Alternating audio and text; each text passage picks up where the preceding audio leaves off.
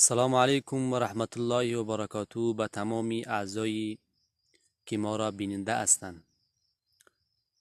گفتنی ما به تمامی تیک تاک گرای عزیز که در صفحات مجازی و به تمامی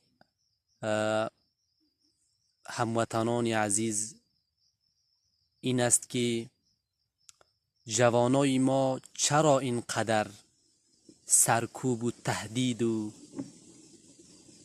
تخریب می شود؟ چرا دلیل این نابود کردن جوانان ما چی است؟ چرا ما و شما خود را نمی سازیم؟ چرا یک جوانی ما از راه حق حرف میزنه و ما و شما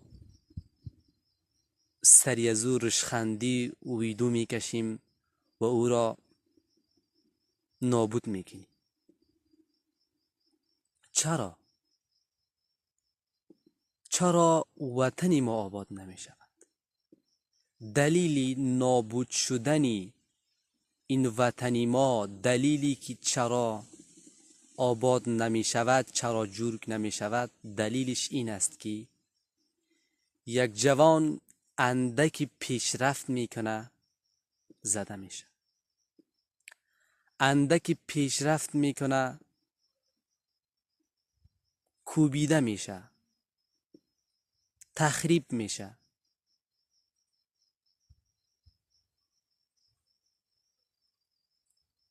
وطنی ما به این قسم جوانا نیاز دارد، مثل شایق جان و دیگر.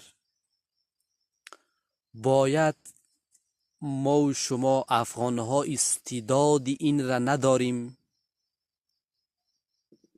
باید اونها را تشویق کنیم.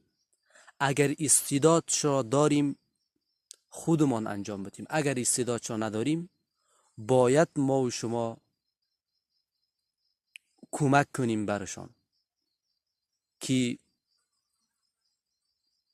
یک جایی برسد، تشویق کنیم، نه اینکه سرش ویدیوهای خراب، گبای زشت، دو و دشنام سرکوب کنیم.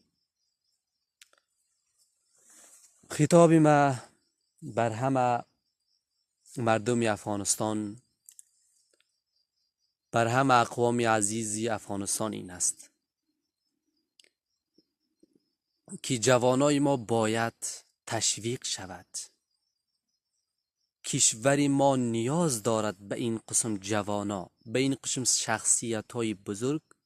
کشور ما نیاز دارد. باید ما و شما خودمان را بسازیم.